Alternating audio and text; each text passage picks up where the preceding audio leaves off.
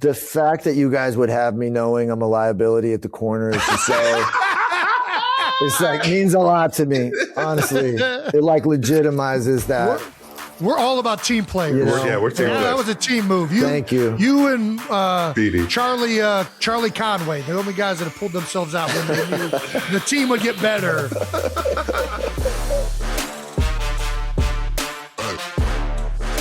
Welcome back to New Heights, ladies and gentlemen, boys and girls of all ages. A Wondery show brought to you by Reese's, and today we've partnered exclusively with Reese's to bring you this episode with limited interruptions. That's right. Shout out to Reese's. You guys can get us without as many ads. All right, we're your hosts. I'm Travis Cousins, my big brother Jason Kelsey. Subscribe on YouTube and wherever you get your podcasts. And follow the show on all social media at New Heights Show with 1S. This is a part of the beginning where Jason now tells you what we have coming up. Well, 92%, we got another great episode. As always, we're going to get into March Madness coming up here. Who doesn't love a little bit of bracketology? We also have Ryan Gosling here. What? Let's get right into it with a little bit of that new news. New news. Shout out to friend of the show, Conan O'Brien. He absolutely crushed the Oscars. Hopefully all of you out there listening watched it. Did not disappoint. It's proof that it didn't disappoint by Disney saying after the Oscars, hey, you can do this. You have a free invite to host the Oscars forever. In perpetuity of ABC pretty much having the Oscars. So nice. He's pretty much proven he is the best Oscars host of all time. All-timer, man. Yeah. Did you have any Oscar underdogs that won, hot takes from it, anything that you took away from it? No, I just love how Conan and the team brought a full circle there at the end, and Conan went into a room like Sean Penn did in One Battle After Another, and they offed him. Yeah. I thought Exactly. That was fucking absolutely hilarious. So bravo to the entire Oscar nominees. That was a fun one to kind of be a part of. Be a part of, meaning I was like sitting there watching it. So absolutely. Yeah, I mean, I did what I always do. I mean, first of all, I love the show and the spectacle of the Oscars and what Conan did as a host. But then I also learned about a bunch of films that I kind of didn't really know about or hadn't seen yet. And then you get to go watch these amazing films that you just are, for whatever reason, weren't plugged into at the time. Now, we were plugged into a lot of the big time feature films. It's pretty cool to kind of be a part of some of these. There was like a short film that was up for, I think it won the best animated short film. The Girl That Cries Pearls is awesome. Awesome little like puppet movie. I shouldn't say it like that. It kind of like sounds like it was shitty. It's awesome little puppet movie. It was like incredibly artistic and just so well done. So I'm going to keep catching up on all these movies that I haven't seen. And then again, Conan, he just like, he'll say the dumbest thing. And I just think it's the funniest thing on the planet. We're also dropping an Out of the House from our time at TGL next Monday, the 23rd. Nice. They let us get on the simulator, so we had a little competition. We'll see how that goes. That was such bullshit. I'm calling bullshit right now. I mean, listen, it happened. That's all I know. Yeah, you did. Fucking, I blame all you guys. Nobody fucking said we were doing a New Heights one. I'm blaming Brandon. I'm blaming everybody. What? We discussed it, Travis. It was in an email. You didn't get the email? The email. You didn't open the New Heights email? No, I'm not a big email guy. You know that. I haven't checked that in years. Well, it is the first time I've ever been competitive with my brother in golf. And I was not. I wasn't competitive. We're not going to try and ruin what happened in the episode. You guys are going to want to tune in. It is fun. Let's see if anyone can guess how many beers I actually had before I went into that competition. But yeah, make sure you subscribe on the YouTube channel so you don't miss that. And our book is finally coming out. No Dumb Questions drops June 2nd. 92%. You can pre-order from anywhere now and get an exclusive sticker pack. Oh, who doesn't love stickers? Man? Come on now. Pre-order a copy of No Dumb Questions from any retailer, and you'll score this awesome sticker pack. Jason, you want to hold that up? Because I do not have it. I do not have the sticker pack. There it is, Brandon, right on time. I do have the sticker pack. It's definitely check my mail. The sticker pack is up there. Exclusive. Big thing about the Kelseys, whether it's email or Gmail or regular mail, we're not checking it. Tough to contact. It's pretty much text message at the right time, and those maybe don't always get read. Yeah, it's a miracle this show happens ever.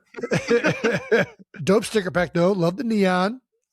Very St. Patrick's Day friendly, by the way, which it is, of course, today. Hey, happy St. Patty's Day. You're gonna have some Bruzlowskis, some Guinnesses. You're gonna have some. I feel like I have to. I mean, listen, it's not like I used to do with the Aaron Express here in Philadelphia, or drinking a bottle of Jameson at practice when we were in college. I have moved on to a different phase. But yeah, I'm going to probably try and have a Guinness at some point today. I see you rocking your green already. Maybe a Garage Lime, a green beer. I should have worn my green today. It's not, the day isn't over, Trev. St. Patty's Day is just celebrating the Irish culture, right? Technically, it's celebrating St. Patrick, the patron saint who eradicated snakes from Ireland, among other things, of which I'm not entirely sure. Should we do like a little brief St. Patrick's Day, like Wikipedia?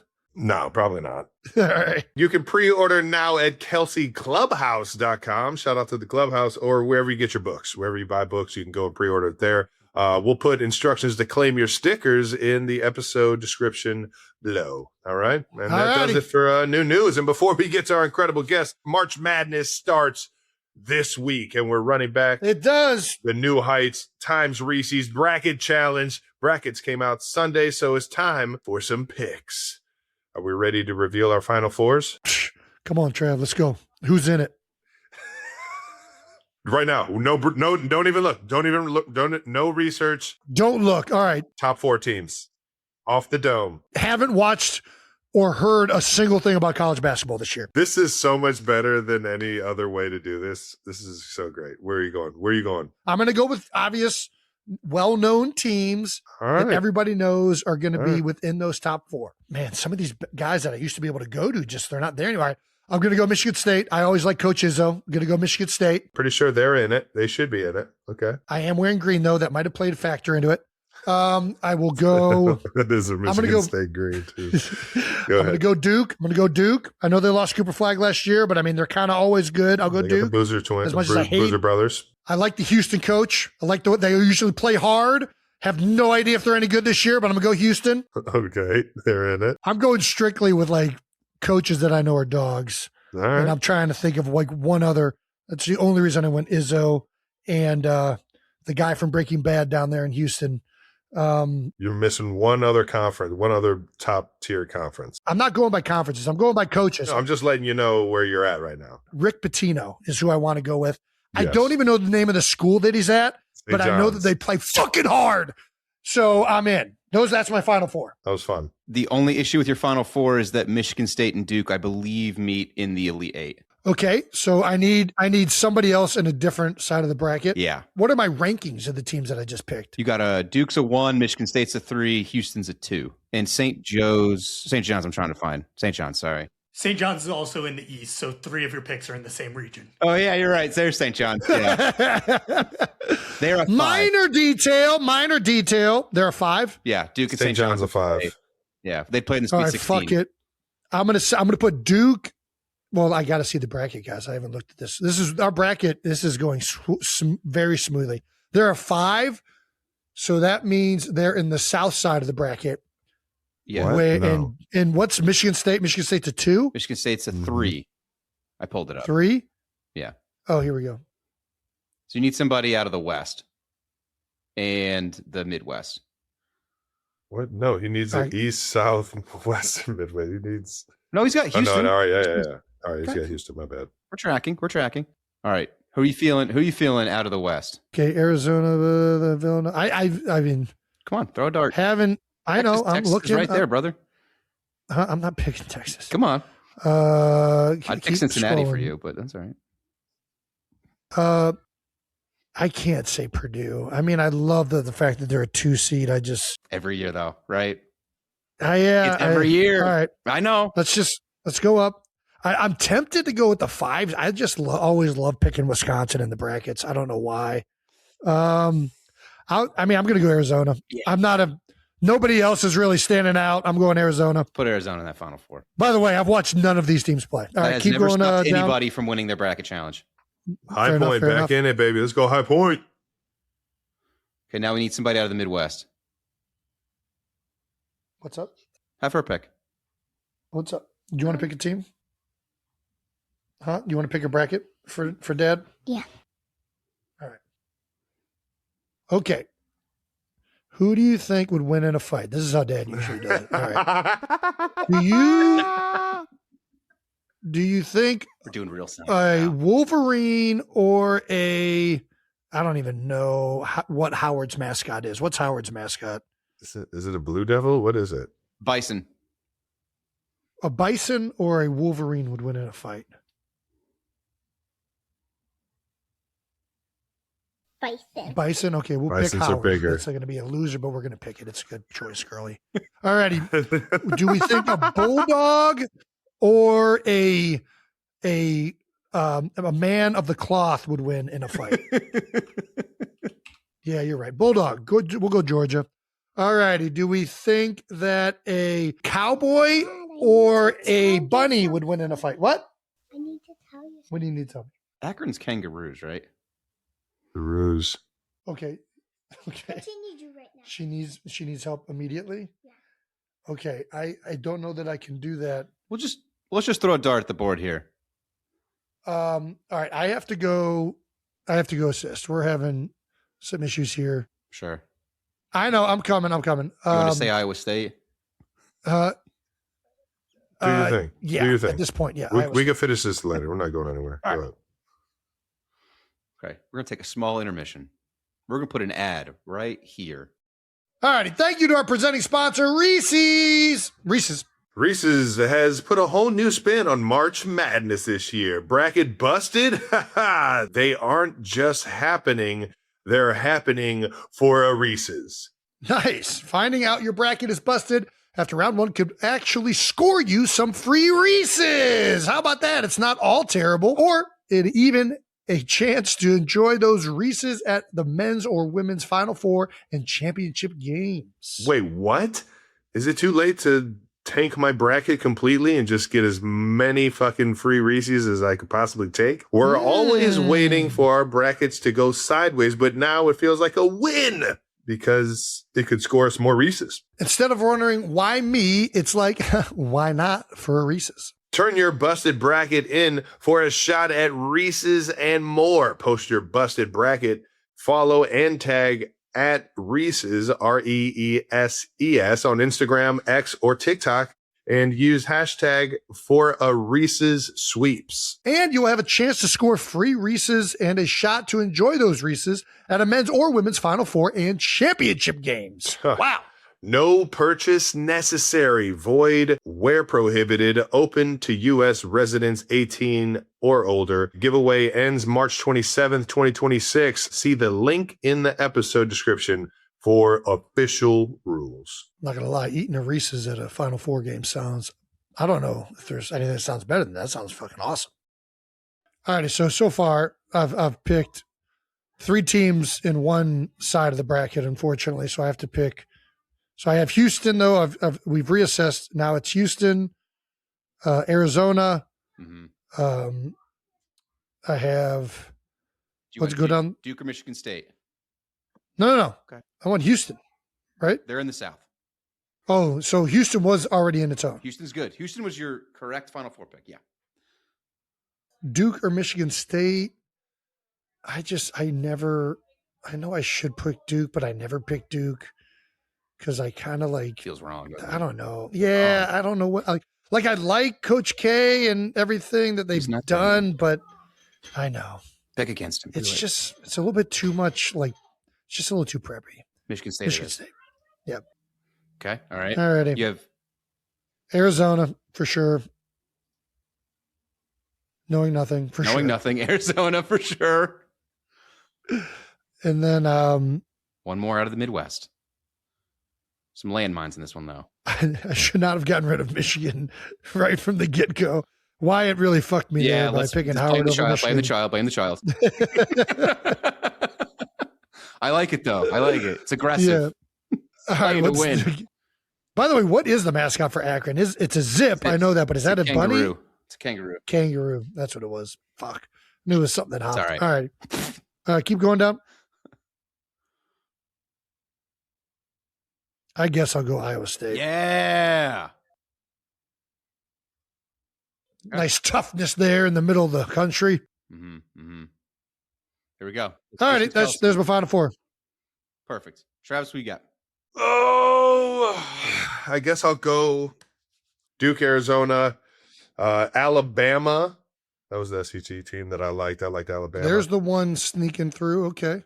Yeah, and then I'm going. Gosh, I mean, it's just gonna be Florida. Illinois. I'll go Illinois. I'll go Illinois sneaking through. Make it interesting. Well, there you have it. There's our final fours. Trev, should there be a punishment for the New Heights member that finishes last? Last? And by New Heights member, anybody in the staff.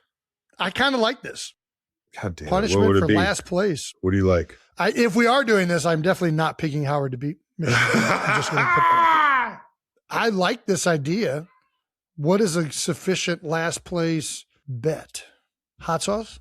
All right, I could do hot sauce. Mag Dog 357, like platinum or something like that, is like 6 million Scoville units. You just take like a toothpick of that and dip it on your tongue. It'll get you. Yeah, well, I once did the Pocky One Chip Challenge. That wasn't fun. I would say, yeah. Whoever comes in dead last has to eat a whole wing dipped in that hot sauce. I don't know that we want to go there. I was just going to do a toothpick on the tongue.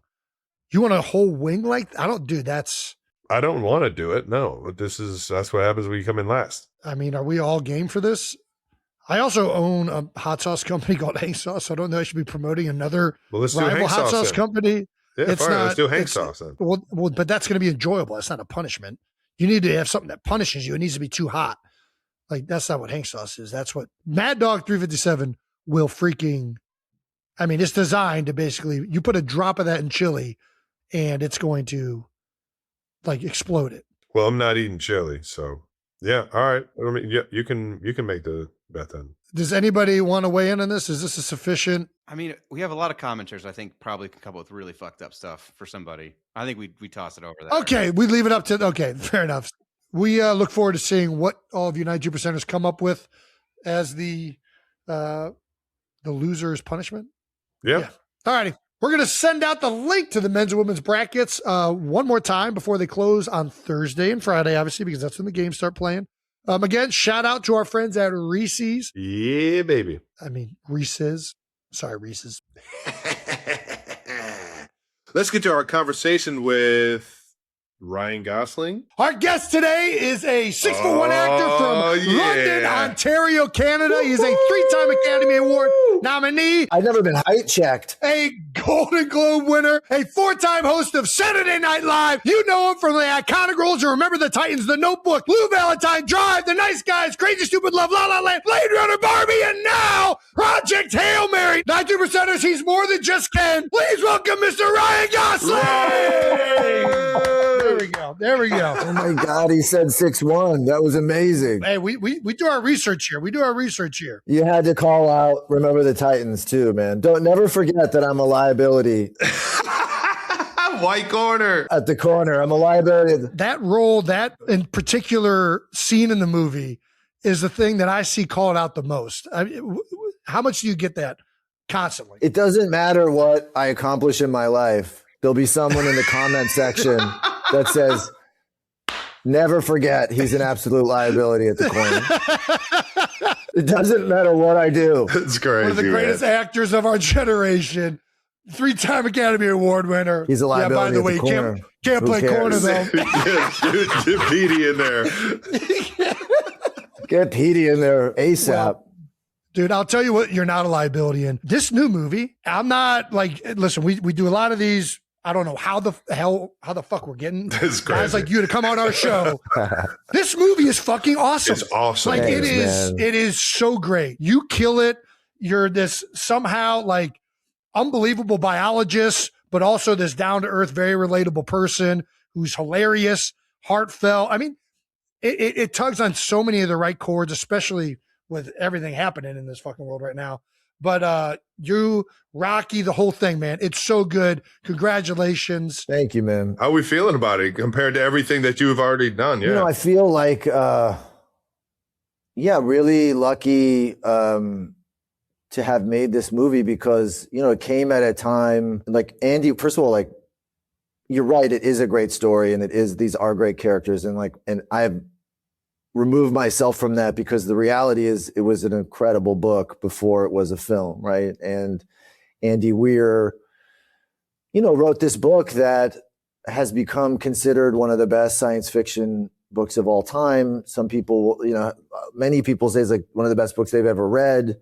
So we were already hitting the ground running, you know, I mean, it's not often, I've never been a part of a film where I kind of knew people were going to like it because the book had already been stress tested, right? Like we already knew these are great characters. We already knew this was a great story. I mean, there's a pressure to that for sure. I was about to say, man, there's great books all the time that people fuck up in movies, unfortunately. Well, because they change them. Because they change them, right? I produced this film and I just knew that the best thing I could do as a producer was just stay close to the material, have Andy on set as much as possible, run everything by him. He has such a cool perspective, certainly in science fiction, but I think just in general right now, because he believes in people. He believes in like what we're capable of. He believes that we're capable of great things. And it's not like unearned optimism. It's not just optimism for the sake of it. You know, he reminds you in his work that like all the great innovations in human history started as impossible ideas and human beings made them possible, you know, and that we make the impossible possible all the time. It's kind of like our thing. And that's such a unique thing to celebrate, you know, oddly enough, right? It's like we're so inundated with like apocalyptic scenarios that it feels like they're inevitable, that it's so bleak, the future. And then he like writes this book that says, no, maybe the future isn't something to be afraid of. Maybe it's just something to figure out. And being a dad, you know, having two young kids, and I feel like everything is just designed to scare them. I was so grateful just as a father to get to make a story for my kids, maybe not to be too lofty, but like for their generation that kind of reminds you of what we're capable of as human beings. It doesn't pretend that there's not going to be problems, but that we can solve them, you know? And anyway, he's a unique writer in that way. I think that's why people love this book so much. And so to get to spend the last almost 6 years now being around that and thinking that way and surrounding myself with people like that has been a real, just, I don't know how to say it, just a gift, you know? That's awesome, man. I love everything you just said. I really do. And it comes through in the film. It really does. The optimism and the resilience and the persistence to figure things out and this endless, I don't know, man, it's so well done. You know, a movie's good when like, you're experiencing every emotion while you're watching it, right? Like you're laughing, you're crying, you're the height of happy, the lowest of like, man, this sucks. Like that's when you're really involved in it. Yeah, you even in this, I think, do the laugh cry, which is really hard to get. You know, like you're laughing, you're crying, you're laughing, and then you go like, oh, fuck it, I'm just going to laugh and cry because I'll just get them both out at once. But these directors are really, they're so unique in that regard. Like, I don't know if you've seen their other films, but they did like 21 Jump Street and the Lego film and Cloudy with a Chance of Meatballs and the Spider-Verse. It's like everything is so much better than it should be. They have this unique ability to kind of sneak up on you and make you feel all the things. And they're so funny. So for me, it was like, it had to be them, you know, and this is just such a perfect marriage of material and directors, you know, like they are just, it just had to be them. When you were reading the book, did you see it as more like there was some comedy in it? I don't know. I can't imagine the book having this much like fun that it seems like you were having throughout the movie though. Yeah. Andy Weir does write. He understands that like, well, first of all, he's like a former engineer. He is as brilliant as this character. Oh, wow. And so the science is very important to him, that it be accurate. Even like, it's funny. He said, I knew I was different when I was watching Titanic And when Jack is dying, I looked up at the constellations above them in the water, and I said, "Those aren't the constellations that would be there." No, that's different. That's different. You know, he was like, that bothered me, and I knew no one else was thinking that. I thought, I'm different. So he like, it's so dense, the science, it's so scientifically grounded that he understands that it has to be funny. Otherwise, you know, it's just not going to work. You know, no one's going to be able to stick with it. So he did create a lot of humor throughout it.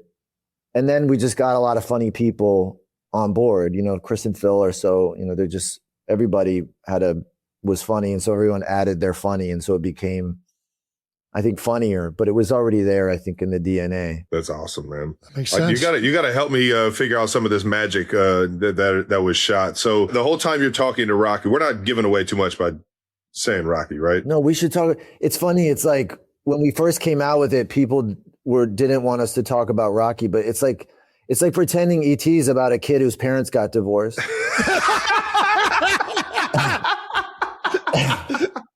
You know, it's about an alien. We gotta talk about it. So please feel free. All right, cool. So during these scenes, are you having a conversation with yourself the whole time? Like, what's the difficulty in not really being in a scene with somebody else? So this was what I think is the magic of the movie, is that he was there. We went puppet. Oh, we wow. didn't go CGI. Okay. We went full puppet. Well, he's in the room with you. He's there. All right.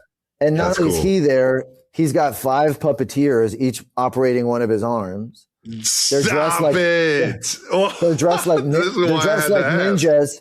Guys, they're dressed like ninjas. They're all black, just their eyes. Like, that's not distracting at all. You know, his name's Rocky. They call themselves the Rocketeers. He rolls in with an entourage. It's like, that is so good.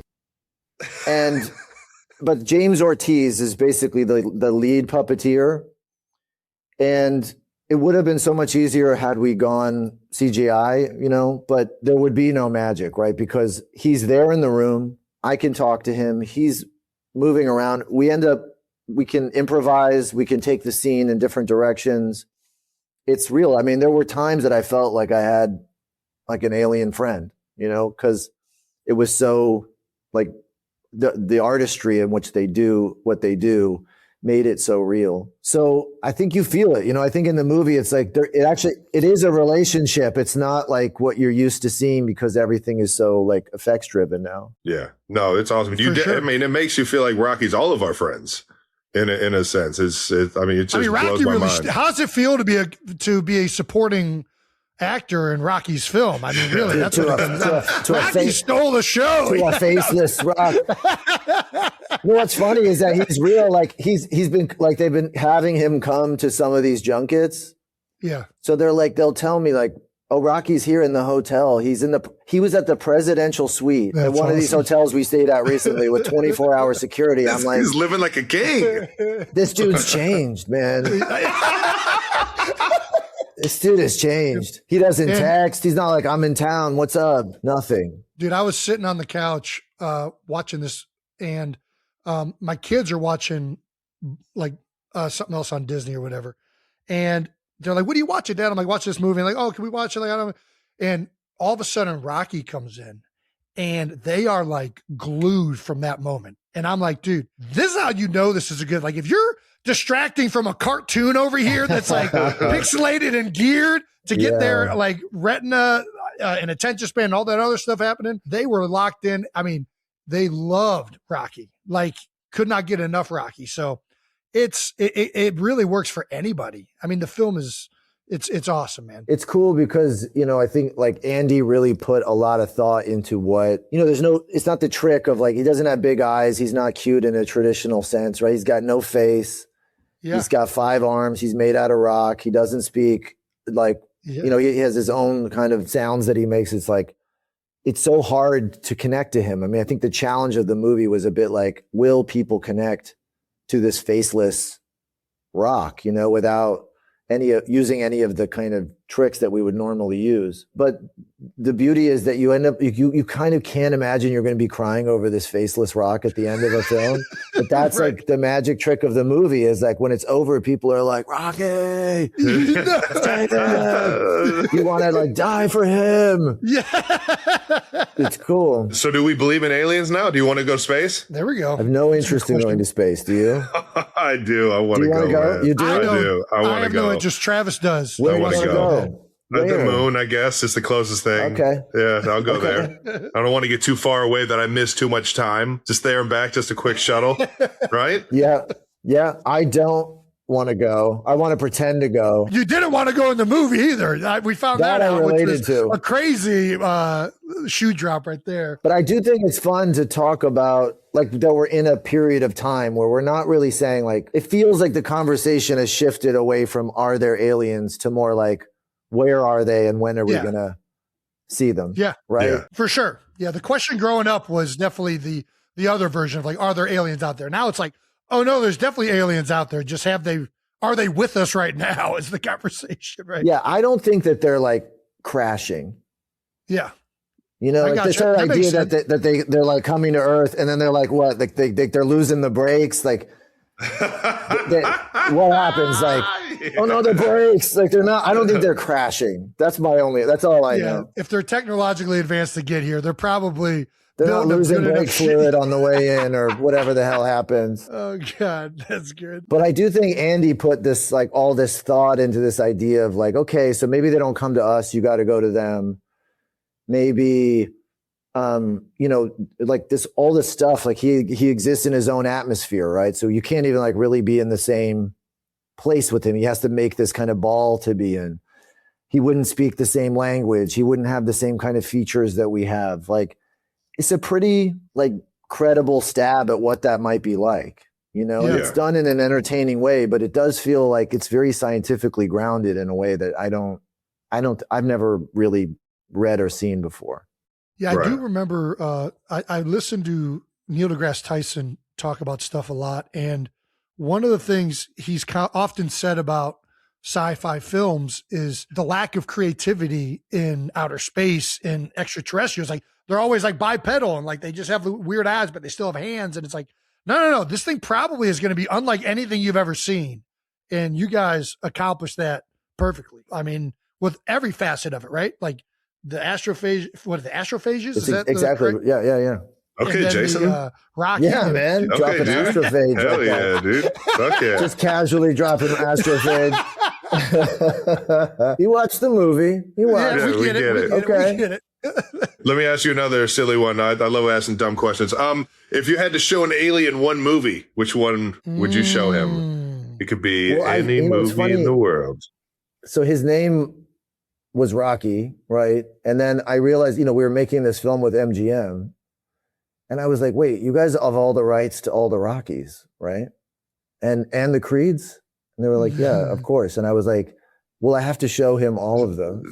So Yep. we watched all the Rockies. We watched all the Creeds. And I think that's a good choice. I think showing an alien Rocky is not a bad way to go. Which Rocky's your favorite? The first one, just for the whole, look, this story, but like he had to sell his dog. It's an interesting. Do you know that? I don't even. I've seen Stallone- it so many times. I forgot. Stallone had to sell his dog to get this movie made. And then when he made the money back from the script, Oh, you're talking about in real in life? real life, he sold his dog. What? Yes. Did you get You get that this? much money for a dog? God, we got to see what Patty's worth. No, I'm sorry. Yeah, good. He sells his dog. Then when he sells the script, he buys his dog back. And that's the dog in the movie. That's sick. Stop That's it. very cool. The What? levels to which what was going on for Stallone, it seems, in his life and the story of what was happening for Rocky are so closely linked, that there's like a meta-ness to the first one That's a great point. that's hard to beat. But I like the Dolph Lundgren one. That one's amazing. The training sequence there, like the futurist, him with the, like out in the, Got the log. with and the he's log running in the through- snow. Yeah, 4 is just like a guilty, just like so. It's like you're eating the most luxurious chocolate cake of patriotism and Yes. like masculinity Yes. you can indulge in. And, but yeah, one is I But do the find myself. the speech he gives in Balboa to his son on the street is Dude, also, I mean, that's the when does best- that not work if you need it? You're right. You're right. Everyone in Philadelphia still uses that speech every day of their lives. I mean, I'm getting goosebumps even just thinking about that speech. What about over the top? Little trucker arm wrestling action, yeah, baby. Because sometimes in life you got to turn the hat around. Sometimes you just, there you go. Sometimes you just got to turn the hat around, guys. So good. That movie, talk about ridiculous, but still a guilty pleasure. That'll make me cry. The way he is with his son, those pep talks he gives him. Yeah, that'll get you going. He's the greatest, like, pep talk. That thing with Creed where he says to him in the mirror, that's your worst enemy or your like greatest opponent or something. I mean, he's just alone. He's It is that great. He still does it in Tulsa King too. I've been stuck on that fucking show. I love it.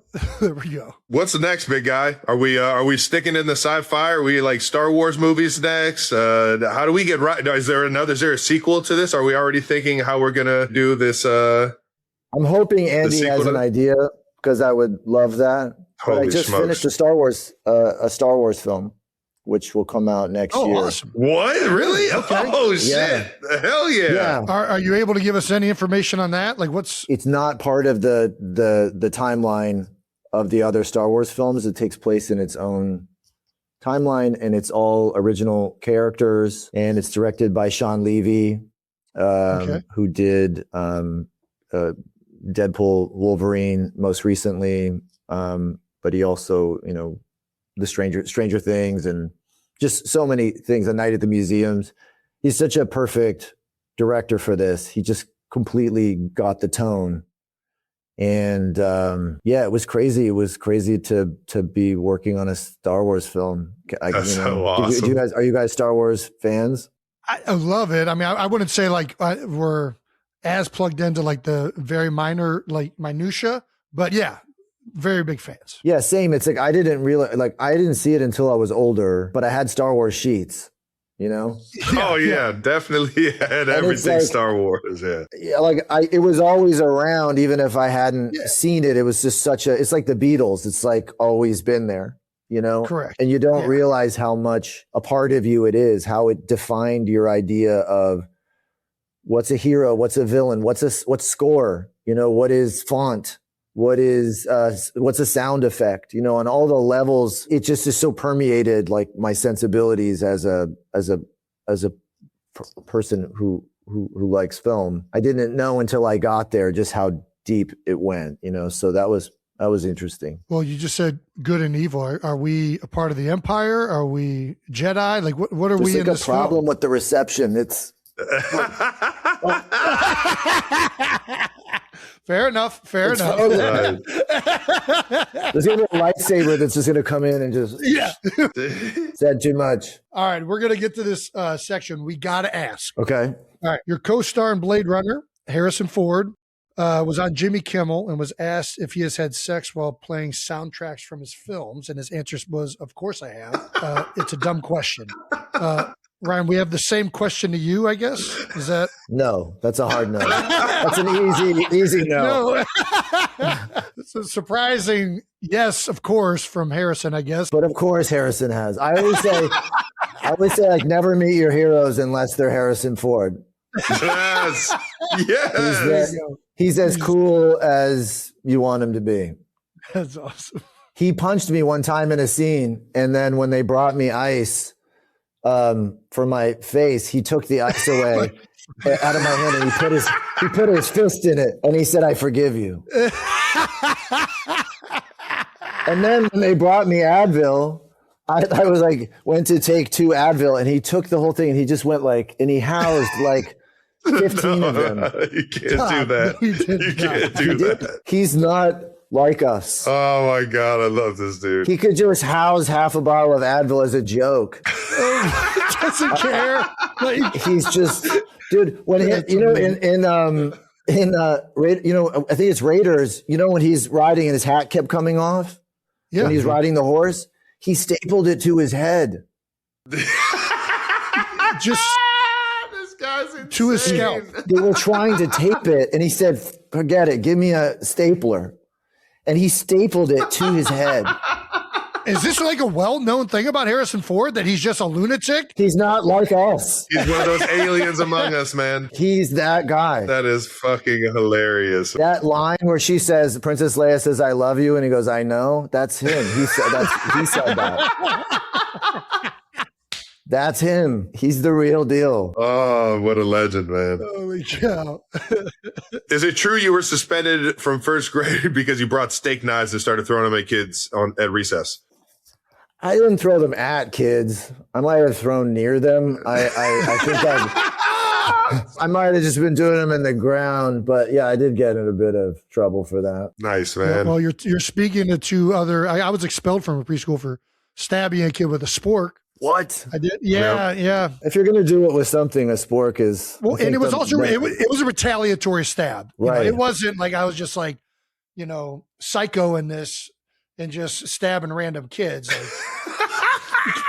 That's kinda what had it it coming. did. He He stabbed stabbed me me first. It's like and the dullness of it would just hurt Yeah. in a different way, which is like more like psychological. Oh, yeah. No, it broke skin. It broke skin. I saw it. It Oh, broke no. skin. Yeah, it was not good. Not good. Anyways, how do you feel about being the unofficial face of Taco Bell inflation? This is the first time hearing it. What is this? The beefy 5-layer burrito, 89 cents. Really? And the beefy 5-layer burrito now, $5.36. I'm not getting a dime for this. I'm not even getting free burritos for this. Oh my God. Is that real? I would assume so. I mean, it's real on the internet. Oh my so God. I guess it's real now. The internet is undefeated, man. Undefeated, dude. Internet's going to internet. That's one thing you can count on. No doubt. What is your Taco Bell favorite? I mean, I don't want to keep giving Taco Bell free bad space. Yeah, but I don't know. I'm more of a cheesy gordita crunch guy myself. All right. What do you have a welcome to Hollywood moment? Oh, like what? Like what do you mean? It could be good or bad, or like something where you're just like, oh, this is Hollywood.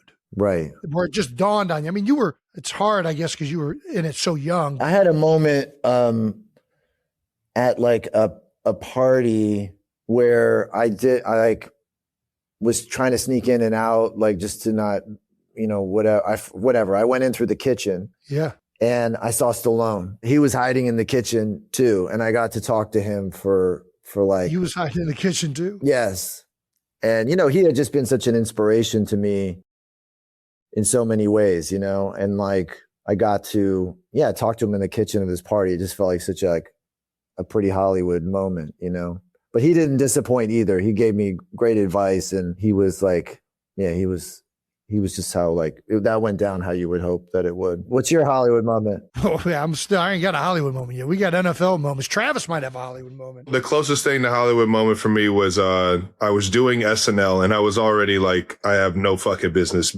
being the host of SNL.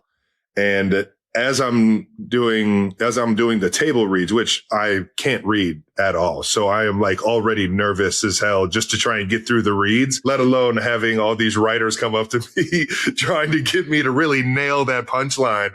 I'm sitting here like stuttering through everything. Same, by the way. You're not alone. Will Ferrell just comes kind of coasting through, and I just like freeze in the middle of my read. I'm like, full circle moment of like being at SNL. I've only like watched SNL because of guys like Farley and Will Ferrell and Sandler and those guys. So it's like to feel that man come walking through and see me struggling trying to read a script was like a full fucking.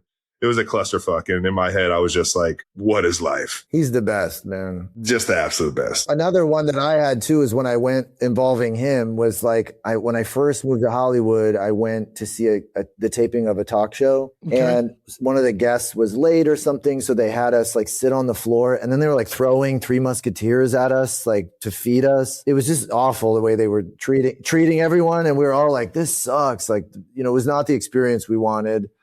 And then we showed up and we sat in the audience, and they're like telling us when to laugh, and everything felt pretty like rehearsed, and it just wasn't like aligning with what you wanted it to be. And suddenly, this was before Will Ferrell was known, but he started like pretending he was lost on the set. So he would like show up behind the host and then like move along and then get lost.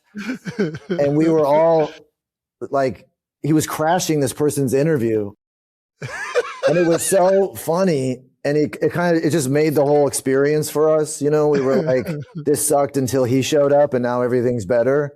Yeah. He's always like that. Like, I'm not surprised to hear you were having a hard time and then Will Ferrell showed up and suddenly things got better. He's just like, it's so crazy. Let me ask you this before we get out of here. I know we usually end on the Hollywood moment question, but you were obviously in Hollywood at a young age, and a lot of what you were doing was music.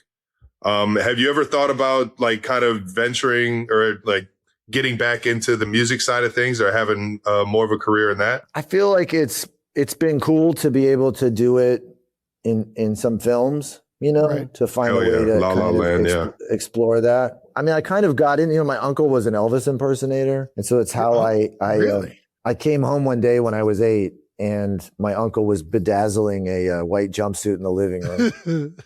And I was like, what are you doing? He was like, I'm going to be Elvis for a little while. And I was like, okay. It's a hell of a statement. So he became Elvis. He was like doing karate in the backyard and talking like Elvis and wearing the outfit in the house. And he was showing me how to like method act, basically. So not even at Hell yeah. like birthday parties or events. He was just doing this. Yes. He was just Elvis. He was just going to be full-time. Elvis for a little while, full time. This is so good, man. But then he put us all in the act. So he said to me, you're going to be my head of security. Yeah. I'm 8. This is so good. He got me like a gold lame jacket that said head of security. And like, I was serious. I was like, okay, that's my job. And then he would perform at the mall, and like it kind of changed everybody's life, right? Like we all felt like we were hanging out with Elvis. We felt like we had seen Elvis. The whole town was like, came alive. People were singing and dancing and they had their talents. It was this amazing impact that he had. And then he decided not to do it anymore and everything got real boring again. But my sister and I were like, can we do that again? I want to keep doing that. Yeah. We kind of liked you better as Elvis. My sister and I started singing at weddings. That's where the music thing kind of started. It just felt like a way to stay in that vibe.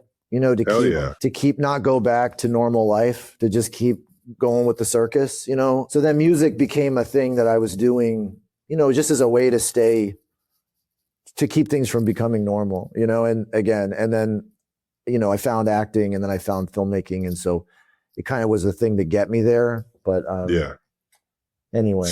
That's awesome, man. Well, Ryan, I appreciate the stories. Thank you for your time, dog. Everybody, Project Hail Mary in theaters Friday, March 20th. Make sure you see it on the biggest screen possible. Brother, I just want to say, man, you're one of my favorites of all time, dog. From La La Land, Crazy Stupid Love, bro. This is so cool to just pick your brain on how you got here, and happy for you, man. Project Hail Mary it's a home run. The fact that you guys would have me knowing I'm a liability at the corner to say, it's like means a lot to me, honestly. It like legitimizes that. We're all about team players. We're team players. That was a team move. Thank you. You and Dee. Charlie Conway, the only guys that have pulled themselves out when they knew the team would get better.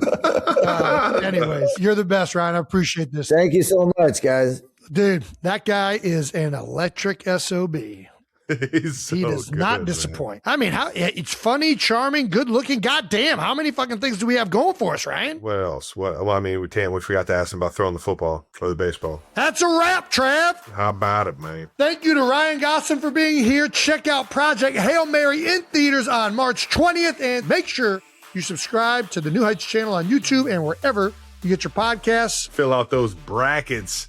Ladies and gentlemen, boys and girls, once again, New Heights, a Wondery show brought to you by Reese's. Follow the show on all social media at New Heights Show with 1S for fun clips throughout the week. And thanks to our production team for always making us look way better than what we actually are, man. We love you guys, and we love you, 92%ers, for always tuning in. This was a fun one, man. Hope you guys enjoyed it. We'll see you next week. Peace. Peace.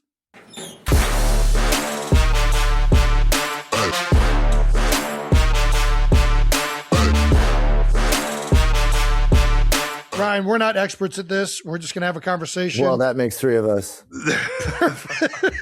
What a cool gig, though, for you guys. This is amazing. Still don't know how we got here, Ryan. Still don't know how we got here. You're just talking to each other about stuff, but you turned it into like an amazing job. So who worked this deal for you? Can I get like me and my sister get in on? Brandon, Carly, come back in. We need questions. Yeah.